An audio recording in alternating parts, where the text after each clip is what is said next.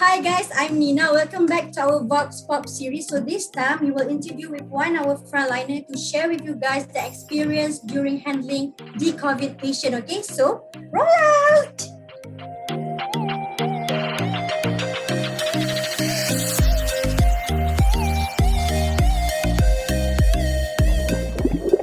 Hi Ming. Okay, my name is Nina. I'm the representative from LBS Bina. How are you? Fine, thank you. Hi, Nina. I'm doing well. So far, so good. Okay, good. Okay, thank you for joining us on this interview. Okay, so this interview is to share with the public on how serious is COVID situation in the hospital, and also to tell the public that our frontliners are struggling with the fatigue and fear due to the pandemic. Yeah. So probably you can introduce yourself. Okay, what is your role with the COVID patient? Hi, good evening, everyone. My name is Ming, and I'm currently working in a private medical center. So I'm a physiotherapist. And what a physiotherapist have to do with COVID patients is because COVID patients, their lungs are affected, which means their breathing, their coughing effort, the amount of phlegm that they produce, is a lot more than usual healthy people.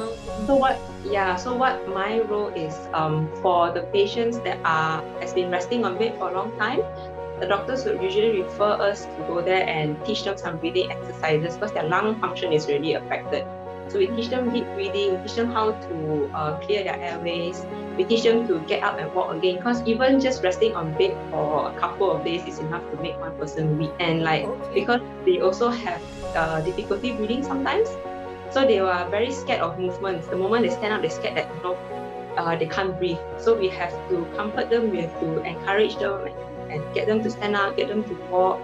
And then in some severe cases where the patient is intubated, what we do is we do some percussion of the chest, which is like tapping to loosen up any sticky phlegm, and also perform suction to remove the secretion. Because the longer the secretion are stuck in the lungs, the longer the infection will continue. So we want to remove it and to quicken the recovery. So after COVID also actually, they do need a moment of session of physical therapy to regain back to their normal lifestyle, because there are some persisting side effects even though you've recovered from COVID. So their stamina might not be as good, they would get short of breath really quickly, there might still be a fear of movements and exercise. So that is what we are there for, to get them back to their normal lifestyle. How are things right now at the hospital? Currently, my workplace is in a private hospital. So our ICU beds are almost full. I think about 6 out of 8 beds are occupied, as well as one normal ward has been converted into a COVID ward. So over there is also about around 10 patients or so. And in the ICU, the last I saw is one patient is intubated. So when a patient is intubated, then the patient is not awake, sedated in a sense. And the rest are all on oxygen support. Most of them, they are on high flow oxygen, and then one is on ventilator support. Okay, total of how many patients in your hospital? Let's say you said just now is full, right? How many patients in total in your, do you know about it? I mean, like the numbers?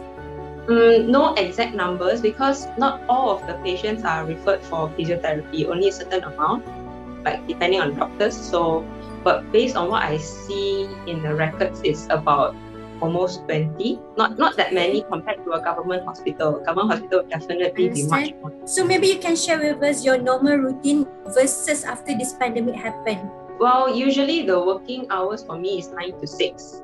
Okay. And because now that we have to see the COVID patients, so I noticed not just me, my colleagues also, we sometimes have to stay back a bit later to see them, because we have our other patients to see as well, but we cannot see the COVID patients in the middle, because we don't want to go into the COVID ward, come out and see other patients. So we have to keep them for the last, which means you have to rush through all the other patients that we have for the day, and then we have to set aside a certain time for them. But the thing about COVID patients is that they are not just physically affected, but because of all this isolation, they're isolated in the rooms, they don't allow any visitors. The nurses also, they pop in for a while and they go out. So whenever any healthcare staff goes in, it's they're looking for human interaction. So we can't just treat you and go. We need to spend a bit more time with them to really comfort them and all that. So definitely takes longer time than a normal patient would.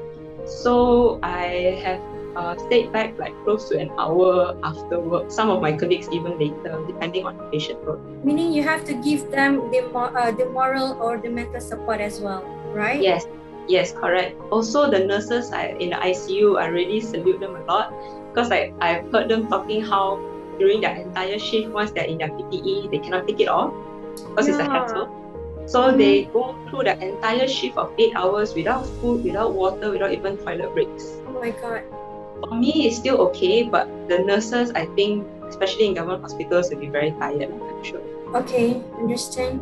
So have you tried the PPE gowns before? Or yes, many so times. Can you share with us the experience? So to wear the PPE, there's many layers. The first thing is you have to wear this head covering. Okay. And then after that, you wear the full suit that looks like an astronaut suit. Okay. After that, you have to wear 2 layers of masks for us, protection. One is surgical mask and then the N95 mask outside. And then we will have to wear a face shield, and our shoes we have to change into the rubber boots and then wear the boot covers.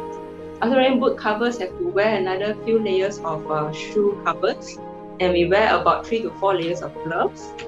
So that is the basic. If we want to go into each room to see the patient, we have to either wear a disposable plastic apron that is just for not so serious cases. If let's say I were to go in and perform suction for a patient, because COVID-19 affects the lungs, so there's bound to be a lot of phlegm, a lot of secretions, and especially if the patient is intubated or sedated, they can't cough it out on their own. So what the nurses and us do is that we have to put a tube in through their mouth or their nose to suck out all that secretion. So when we do that, we are very exposed to the virus. So we have to add on another layer of gown outside. And wearing that for 2 hours is really I would say it's very suffocating, it's very hot. And like sometimes you get a little bit out of breath because you have to talk to the patient, you have to carry them, you have to move them and all that. So for 2 hours or so, it's a bit tiring for me already. What more those who are like really at the front line, performing the full 8-hour shift, sometimes even more. Understand. Okay, you mentioned just now like they have a few layers. How long it takes for you guys to wear the PPE suits? For me, it takes about 15-20 minutes because you don't want to rush putting it on. Because like if you rush, there's bound to be mistakes that happen. And we don't want the mistakes to happen. It's not that I'm afraid of getting the virus. It's more that I'm afraid who I might potentially pass it to because I'm seeing so many vulnerable patients every day. About 15-20 minutes. So you put on already, you have to double check everything. Make sure like no part of your body is exposed. Make sure the mask is fitted properly.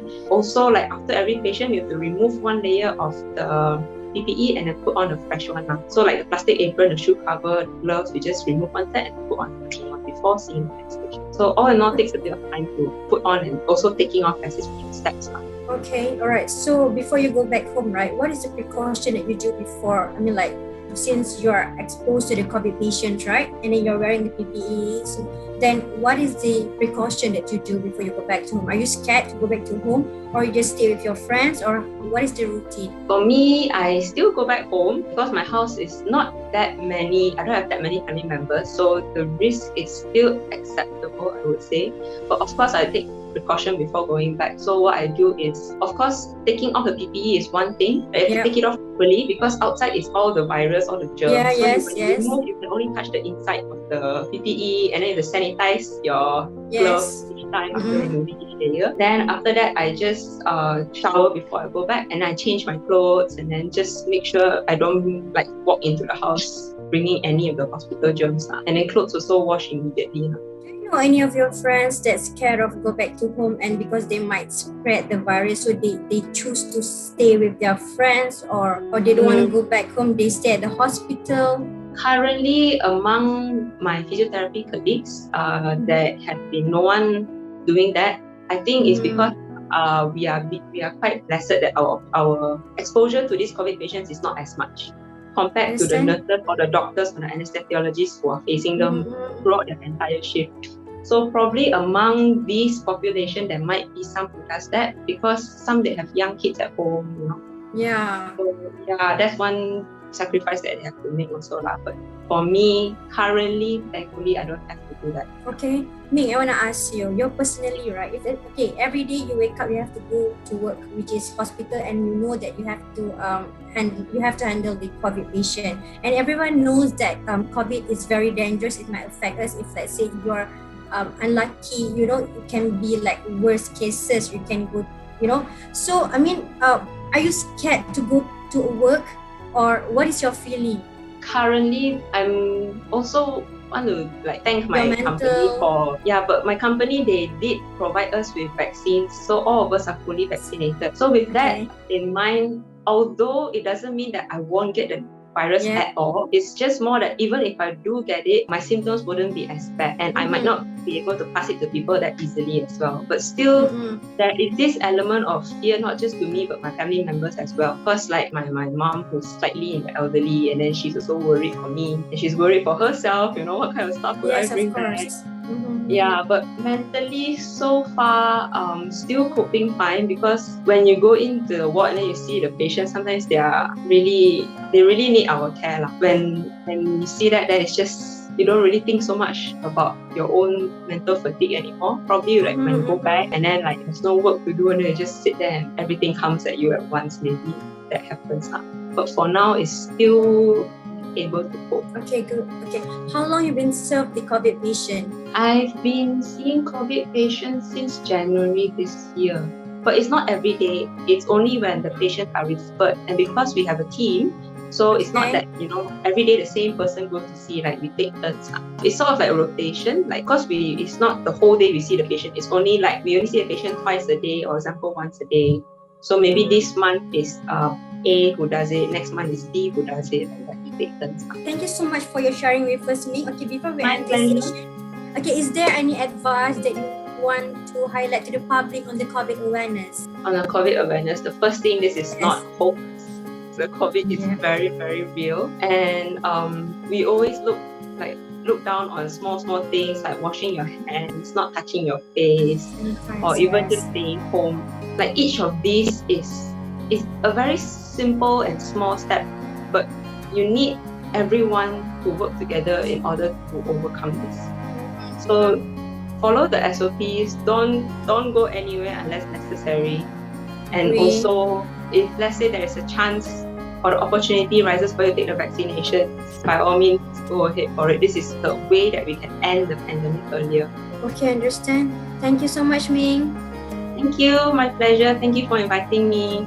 Thank you. Okay, so I believe all of us already know on how critical it is situation now, and how tired is our nurses and also frontliners in handling the COVID case. Okay, if the frontliners fall, we all fall. Remember that, all right? So we as a Malaysian, we should play our roles.